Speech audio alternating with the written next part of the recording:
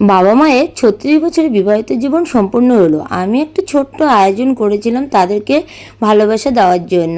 তো এক আঙ্গুল দিয়ে সিঁদুর পরিয়ে দিচ্ছিল, বকা দেওয়ার পরে আঙ্গুল দিয়ে মাকে সিঁদুর পরিয়ে দিল।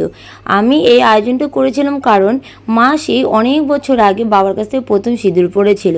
তাই দীর্ঘ এত বছরের অপেক্ষার পর ৩৬ বছরে আবার মা বাবার কাছ থেকে সিঁদুরটা পেল। তাই মাকে এতটুকু আনন্দিত পেয়ে আমি সত্যি খুব খুশি। জানি না তোমাদের কতটা ভালো লেগেছে। সন্তান হিসেবে এতটুকু করতে পেয়েও আমি নিজেকে ধন্য মনে করি। তো তো এইভাবে মা বাবাকে আনন্দ দিচ্ছিলাম। আর ওদিক দিয়ে মার মন পড়ে আছে ছেলের দিকে। হাজির হোক তার ছেলে, মানে আমার ভাই কাজের সূত্রে একটু বাইরে আছে, ১০-১৫ দিনের জন্য বাইরে আছে। সেই ফাঁকে এই অনুষ্ঠানটা, কিন্তু অনুষ্ঠানটাতে তো চাইলেই দূর থেকে আসা যায় না। তাই ভিডিও কল করছিল যদি একবার ছেলে ডিউটি থেকে ধরে। কিন্তু সেই জন্যই মনটা খারাপ। সপরিবারে আমরা এখানে আছি, মেয়ে জামাই নাতি, কিন্তু ভাই নেই, তাই মনটা খারাপ। ওকে বলেছিলাম, তো বলেছিল না তোমরা করে নাও, আমার তো আসতে দেরি হবে। তো সেই জন্যে আর কি মন খারাপ হলো। বাবা মার এই দিনটা তো সবসময় বলো ফিরে তো আসবে না, তাই আমি মেয়ে হয়েই করে নিলাম। তো বাবার প্রথম সন্তান বলে তাই দায়িত্ব নিয়ে এটাই করলাম, মা যেন সত্যি সম্মানটা পায়। তো কেক কাটা হয়ে গেছে, এইবার দেখো নাতিকে খাওয়ানোর পালা। নাতি কি আর সেখানে থাকার মানুষ?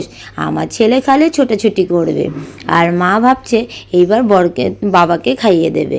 তো বাবা তো আর সে তার কাছ থেকে খাওয়ার আগে নাতিকে খাওয়াবে বলে সে মা বাবা দুজনের মধ্যে চলছে বচসা, কোনো মতে আগে খাবে না। তো এভাবেই হচ্ছে।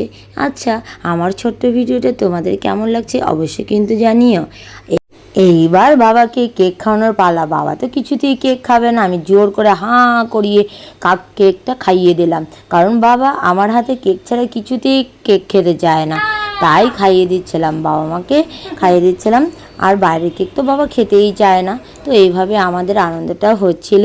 এবার ছোট ছোট গিফট দিয়ে বাবা মাকে আরও চমকে দেওয়া, কারণ বিয়েতে ওই দেখো না যে কেউ হাতা দিচ্ছে, খুন্তি দিচ্ছে, হাঁড়ি দিচ্ছে, কড়া দিচ্ছে, ওরকম হওয়ার কি দশা। বাবা তো বক বক করেই চলছে।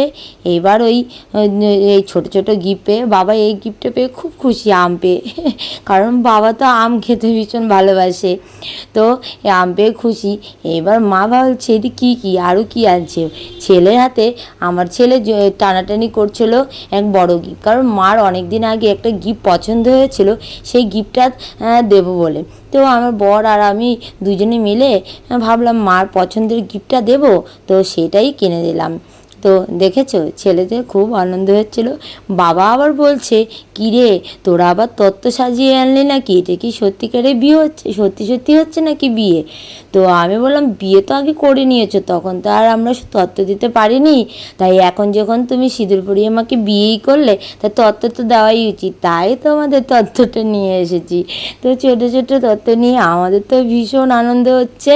তো মা আবার খুলে খুলে দেখছি কী আছে, আলতা, সিঁদুর, লিপস্টিক, নেল পালিশ, ক্লিপ, গার্ডার যা আছে সব আমাকে দিয়েছি, ছোট ছোট জিনিস। যেটা বাবা বলছে এ কি আয়না কেন? আমি বললাম তোমার ওই পচা একটা আয়না, ছোট আয়না দিয়ে দাড়ি কাটো, তার থেকে বড় আয়নাটাই অনেক ভালো। আর এটা দিয়েছি মা পুজো টুজো করার জন্য।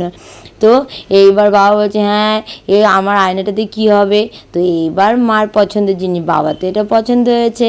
তো মা বললো বা তুই এটা এনেছিস? আমি হ্যাঁ। তো এটা বলতে কি এটা হলো একটা বেড কভার, তো এটা অনলাইন থেকে আমি কিনেছি। মায়ের তো খুব পছন্দ হয়েছে, বাবারও পছন্দ। বাবা বলছে এবার 3টা সেই কুশন পেয়েছে, দুদিকে বগলে দিয়ে মাঝখানে লাভটাকে নিয়ে ঘুমোবে। আর এখানে আছে পুরো কম্বো সেট, কিং সাইজের একটা বেডশিট আর 2টো পিলো কভার, 2টো চৌকো আছে, কুশান আর একটা লাভ কুশান, এই হলো সেট। আচ্ছা বলো তো আমার এই ছোট্ট ভিডিওটা তোমাদের কেমন লাগলো?